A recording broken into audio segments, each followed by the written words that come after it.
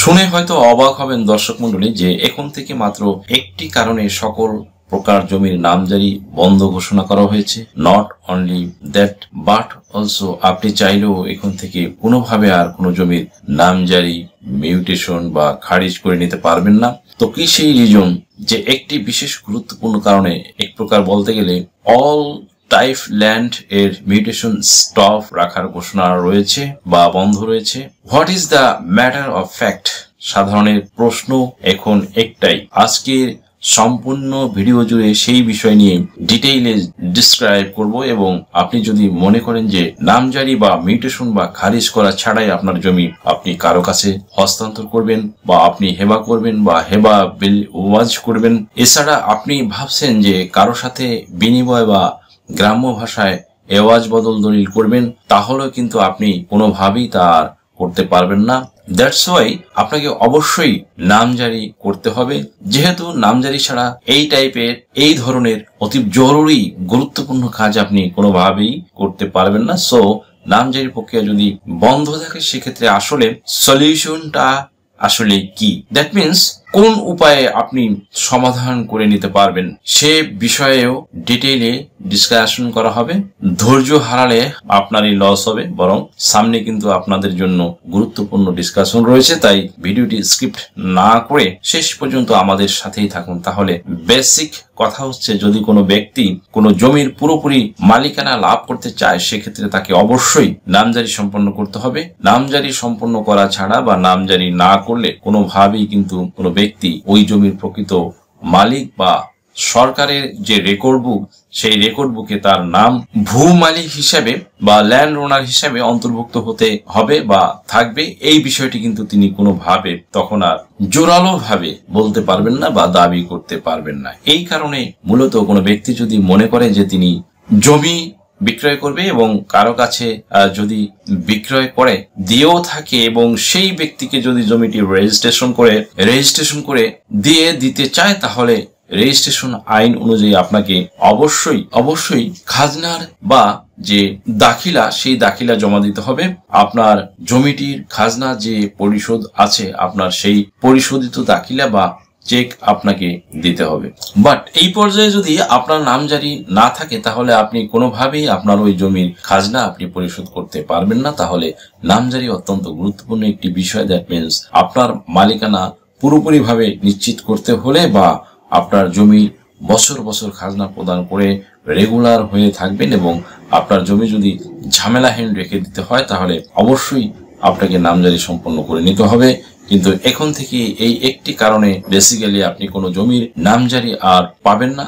সেই কারণটি হলো, আপনি যদি পৈতৃক সূত্রে বা ওয়ারিশ সূত্রে জমির মালিকানা পেয়ে থাকেন সেই ক্ষেত্রে আপনি কিন্তু ওই জমির নামজারি কোনোভাবে এখন করে নিতে পারবেন না একটি মাত্র কারণে। অর্থাৎ পূর্বে কিন্তু এভাবে নামজারি প্রক্রিয়া বন্ধ রাখা হয়নি কখনো। পূর্বে নামজারি প্রক্রিয়া সম্পন্ন করা হতো। এক্ষেত্রে আপনি পৈতৃক সূত্রে বা ওয়ারিশ সূত্রে জমির মালিকানা পাওয়ার পর আপনি যদি ওয়ারিশান সনদ প্রদর্শন করার মাধ্যমে এই জমিটির মালিকানা লাভ করেছেন বা একাধিক জমির মালিকানা ও যদি আপনি পেয়ে থাকতেন সেক্ষেত্রে আপনার ওয়ারিশ হিসাবে আপনার যতটুকু প্রাপ্য বা আপনার অংশীদার হিসাবে আপনার যতটুকু প্রাপ্য সেই পরিমাণ অংশটুকু আপনি আলাদাভাবে নিয়ে নামজারি সম্পন্ন করে নিতে পারতেন এবং এমত অবস্থায় আপনি ওই নামজারি করে নেওয়ার পরে প্রাপ্য সেই পরিমাণ অংশটুকু আপনি আলাদাভাবে নিয়ে নামজারি সম্পন্ন করে নিতে পারতেন এবং এমত অবস্থায় আপনি ওই নামজারি করে নেওয়ার পর আপনার অংশটুকু নিয়ে আপনি নামজারি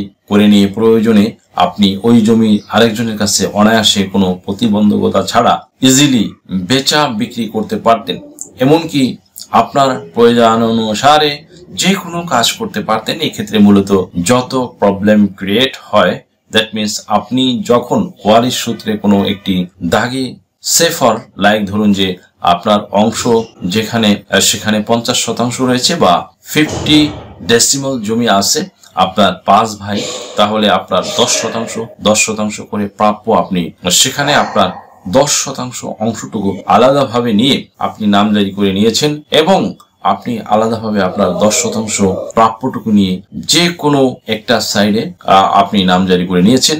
যেহেতু নামজারিতে কোন দিকে আপনার নাম হচ্ছে দখল দেওয়া হচ্ছে এটা উল্লেখ থাকে না, কিন্তু জাস্ট সে ফর লাইক উল্লেখিত মোট 50% ভিতরে আপনার 10% নামজারি আপনি পেলেন এবং আপনি সেই অনুযায়ী খাজনা প্রদান করলেন। খাজনা প্রদানের দাখিলা বা চেক পেলেন। এতে মূলত নিশ্চিত করা হয়ে থাকে সরকারের যে ভূমি অফিসগুলো আছে সেই অফিসগুলো থেকে। এখন মনে করুন কোনো কারণে আপনার ভাইদের সাথে আপনার কোনো সম্পর্কের অবনতি আছে, কোনো কমিউনিকেশন গ্যাপ বা কনফ্লিক্ট আছে, বা ধরুন আন্ডারস্ট্যান্ডিং নেই, বা আপনার কোনরূপ বোঝাপড়া নেই, জাস্ট আপোষ মীমাংসার ভিত্তিতে আপনারা এক একজন এক এক জায়গা দিয়ে দখলে আছেন। সেই জায়গার মূল্য হয়তো দেখা গেছে উত্তরোত্তর গ্র্যাজুয়ালি বৃদ্ধি পেয়ে যাচ্ছে, আর আপনার ভাইয়েরা যেখানে দখলে আছে সেখানকার জমির মূল্য ক্রমান্বয়ে কম্পারেটিভলি দ্যাট মিনস তুলনামূলকভাবে কমছে, যদিও জমির মূল্য কখনো কমে না, ডে বাই ডে নদীর জোয়ারের মতোই বাড়তেই থাকে। বাট দেখা গেল যে কোনো কারণে আপনার জমির মূল্য যেভাবে বৃদ্ধি হচ্ছে, আপনার এই 10% আপনি যেখানে দখলে আছেন ওনাদের সেই পরিমাণে বৃদ্ধি পাচ্ছে না। হয়তো আপনার জমির পাশে কোনো একটি সরকারি প্রজেক্ট নির্মিত হচ্ছে এবং এই কারণে আপনার জমির মূল্য উত্তরোত্তর বেড়েই চলেছে। বাট এমত অবস্থায় আপনি যদি মনে করেন যে আপনি বেশি দাম দিয়ে জমিটা আরেকজনের কাছে বিক্রয় করে দেবেন, সেক্ষেত্রে যে ব্যক্তি জমিটা ক্রয় করবে তিনি যদি আপনার দেখানো জায়গায় উনি দখল করে নেয়, তাহলে উনি চিরস্থায়ী ভাবে পার্মানেন্টলি কিন্তু ওই জায়গায় দখল ধরে রাখতে পারবেন না। কেননা ওই জমি যে আরো অন্য ভাইদের অংশ আছে, তারা যদি মনে করে যে এখন তারা প্রকল্পের পাশে বা রাস্তার সাইডে তার অন্য একটা ভাইকে দেওয়া হয়েছিল, এখন তারা রাস্তার সাইডে তারাও নিতে চাচ্ছে, এমনও পরিস্থিতিতে বা সিচুয়েশনে তারা যদি বাটোয়ারা মামলা করে কোর্টে, সেক্ষেত্রে কিন্তু কোর্ট থেকে বেশি মূল্য যেদিকে জমিটার সেই অনুযায়ী বেশি মূল্য কম মূল্য আনুপাতিক হারে বা হারাহারি ভাবে কিন্তু জমিটা বন্টন করে দেওয়া হবে। তো এই কারণে মূলত সরকারের পক্ষ থেকে এই যে ঝামেলাপূর্ণ জটিল পরিস্থিতির মধ্যে থাকা জমি জমা বা এই ঝামেলাগুলো থেকে রিলিফ পাওয়ার জন্য বা মুক্ত থাকার জন্য বা আমজনতার শঙ্কা মুক্ত রাখার জন্য এখন থেকে কিন্তু আপনাদের এভাবে আর নামজারি প্রদান করা হচ্ছে না। কেননা এভাবে অনেক ব্যক্তি আছে তারা নামজারি নেওয়ার পরে ওই পৈতৃক সূত্রে সম্পত্তি বা পিতার দিক থেকে পাওয়া সম্পত্তি তারা তাদের ভাইদেরকে বা বোনদেরকে ঠকিয়ে তারা দেখা যায় পরিবারের বাইরে অন্য কোনো ব্যক্তির নিকট বিক্রয় করে দেয়। আর বাইরের ওই ব্যক্তি সেখানে যখন দখল নেয় তখনই অনেক সময় দেখা যায় যে নিজেদের ভিতরে একটা কনফ্লিক্ট তৈরি হয়।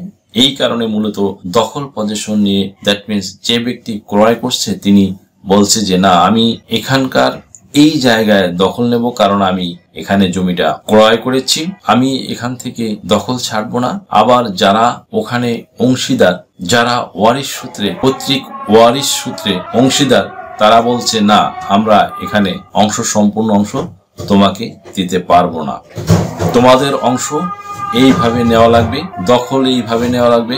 এটা নিয়ে দেখা যায় যে পরবর্তীতে বিভিন্ন ধরনের দ্বন্দ্ব সংখ্যা তৈরি হয়, ঝগড়া ফ্যাসাদ তৈরি হয়, এমনকি যে ব্যক্তি জমিটা ক্রয় করেছে তাকে ঠকতে হয়। দখল এইভাবে নেওয়া লাগবে, এটা নিয়ে দেখা যায় যে পরবর্তীতে বিভিন্ন ধরনের দ্বন্দ্ব সংঘাত তৈরি হয়, ঝগড়া ফ্যাসাদ তৈরি হয়, এমনকি যে ব্যক্তি জমিটা ক্রয় করছে তাকে ঠকতে হয়। অর্থাৎ তিনি হয়তো যে উদ্দেশ্য নিয়ে জমি বা ভূমি ক্রয় করেছে তাকে ঠকতে হয়। অর্থাৎ তিনি হয়তো যে উদ্দেশ্য নিয়ে জমিটি ক্রয় করেছে তিনি পরবর্তীতে সেই উদ্দেশ্যে তার কিন্তু কাজ সফল করতে পারেন না। এমত অবস্থায় এই ধরনের সমস্যা থেকে ভূমি মালিকদের নিরাপদ রাখার জন্য বাংলাদেশ সরকারের পক্ষ থেকে 2004 সালেই মূলত পৈতৃক সূত্রে বা ওয়ারিশ সূত্রে পাওয়া যে সম্পত্তি, সেই পৈতৃক সূত্রে বা ওয়ারিশ সূত্রে পাওয়া সম্পত্তি বন্টননামা বাটোয়ারা দলিল ম্যান্ডেটরি করা হয়। এবং এক্ষেত্রে বন্টননামা বা বাটোয়ারা দলিল অনুযায়ী বা এগুলো ছাড়া কোনো ব্যক্তিকে আর নামজারি প্রদান করা হবে না, এবং ওই জন্যই ক্রয় বিক্রয় আর করা হবে না। এমত অবস্থায় বিগত যে ফ্যাসিস্ট সরকার ক্ষমতায় ছিল, সেই সরকারের সংশ্লিষ্ট সেক্টরে দায়িত্বরত কর্মকর্তারা বিভিন্ন সময় দেখা গেছে যে তারা দুর্নীতি বা করাপ্টেড হয়ে ঘুষ বাণিজ্য করে উৎকোষে নিয়ে বিভিন্ন সময় বন্টননামা বাটোয়ারা দলিল ছাড়াও এই জমিগুলো রেজিস্ট্রেশন করে দিত। বিভিন্ন সময়ে বন্টননামা বাটোয়ারা দলিল ছাড়াও এই জমিগুলো রেজিস্ট্রেশন করে দিত বা এই জমির নামজারি প্রদান করত। তবে বর্তমান অন্তর্বর্তীকালীন বা ইন্টারিম সরকার ক্ষমতায় এসে এভাবে দুর্নীতি করে এক পক্ষকে ঠকিয়ে বা ডিসপ্যারেট করে কোনো ব্যক্তি যেন অন্যায়ভাবে কাউকে ঠকাতে না পারে বা দুর্নীতি করে যেন কোনো ব্যক্তি বা কোনো ভাই অন্য ভাই বোনদের ঠকিয়ে যেন সে অন্য কারো কাছে জমি বিক্রয় করে নিজে বেশি, অর্থাৎ বেশি ভ্যালুয়েবল জমি বা বেশি পরিমাণ বা যেখানে ভ্যালু বেশি আছে সেখানকার জমি তিনি যেন অন্য কারো কাছে বিক্রয় বা সেল করে দিয়ে কম মূল্যের জায়গায় অন্য ভাইদেরকে বা বোনদেরকে দিতে না পারে। আপনাদের জ্ঞাতার্থে বলছি যে এই কন্টেন্ট লেখাকালীন সময়ে এই ধরুন 2 মিনিট আগে হবে, ব্রাহ্মণবাড়িয়া থেকে এক ভাই আমাকে কল দিয়ে অভিযোগ করলেন যে তিনি বড় ভাই, তা ছোট ভাই তাকে ভুল বুঝিয়ে রেকর্ড সংশোধনের কথা বলে হেবা দলিল করে তাকে স্বাক্ষর দিতে বলে আপন ভাই বলে কথা বিশ্বাস করে না বুঝে স্বাক্ষর দিয়েছেন। বাট অনেকদিন পরে জানতে পারলেন যে সেই লম্পট ছোট ভাই তার বড় ভাইয়ের জমি হেবা রেজিস্ট্রি করে লিখে নিয়েছে। এমন ঘটনা বাংলাদেশের প্রতিটি জেলায় জেলায় রয়েছে। এই ধরনের প্রতারণা হয় বলেই মূলত এখন থেকে বাটোয়ারা দলিল ছাড়া কোনো ভাবেই ওয়ারিশ সম্পত্তি বা উত্তরাধিকার সম্পত্তির নামজারি আর প্রদান করা হচ্ছে না। সো এক্ষেত্রে যদি আপনাদের মনে হয় যে আপনারা পৈতৃক সূত্রে পাওয়া সম্পত্তি হয়তো যে কারো কোনো সময় আপনাদের বিক্রয় করার প্রয়োজন হতে পারে, আপনার অর্থের প্রয়োজন বিক্রয় করতে হতে পারে, আপনার ছেলে মেয়ে লেখাপড়া খরচ, চিকিৎসা খরচ, বিদেশ গমন, হজ পালন, গৃহ নির্মাণ বা আরো অন্য কোনো কারণে বিক্রয় করার প্রয়োজন হতে পারে, তখন কিন্তু আপনার যদি নামজারি না থাকে তাহলে আপনি জমিটি বিক্রয় করতে পারবেন না। আর আপনাকে যদি এই জমিতে নামজারি নিতে হয় তাহলে অবশ্যই আপনার বন্টন বা বাটোয়ারা দলিল থাকতে হবে। এমত অবস্থায় আপনারা যে সমস্ত ভাই বোনরা ওই জমিতে অংশীদার আছেন, আপনারা সকলে এক জায়গায় বসে নিজেদের মধ্যে ভালো একটি সুসম্পর্ক থাকা অবস্থায় আপোষ মীমাংসার ভিত্তিতে কে কোন জায়গা দিয়ে দখল নেবেন সেই পরিপ্রেক্ষিতে আপনারা একটি বাটোয়ারা বা বন্টননামা দলিল তৈরি করে নেন। যখন আপনারা সকল ওয়ারিশ মিলে বাটোয়ারা বা বন্টননামা দলিল তৈরি করে নেবেন তখন কিন্তু আপনি চাইলেও আপনার অংশটা যদি বেশি হয় সেক্ষেত্রে যদি আপনি ওই জমিটা আরেকজনের কাছে বিক্রয় করে দিতে চান বা কাউকে হেবা করেও দিতে চান বা কারোর সাথে বিনিময় করতে চান তাহলেও কিন্তু বাধা দিতে পারবে না কেউ, কেননা তারা সকলেই তো স্বাক্ষর করার মাধ্যমে একটি বন্টননামা দলিল তারা তৈরি করেছে। সুপ্রিয় দর্শক মন্ডলী, আশা করি বুঝতে পেরেছেন যে বর্তমান সরকারের পক্ষ থেকে মূলত আপামর জনসাধারণের তথা আমজনতার সুবিধার জন্যই বেসিক্যালি বাটোয়ারা দলিল ছাড়া নামজারি প্রক্রিয়া স্টপ রেখেছে। সুতরাং এক্ষেত্রে যদি মনে হয় যে আপনার জমি পুরোপুরি মালিকানা আপনি সম্পূর্ণ অংশ লাভ করতে চান, সেক্ষেত্রে অবশ্যই আপনার সঠিকভাবে মালিকানা পেতে হলে একটি বাটোয়ারা বা দলিল অনুযায়ী নামজারি সম্পন্ন করে নিতে হবে এবং এই কাজটি করে নিতে পারলে আপনার ইচ্ছা অনুযায়ী আপনি আপনার জমিটি তখন যে কোনো কাজে ব্যবহার করতে পারবেন।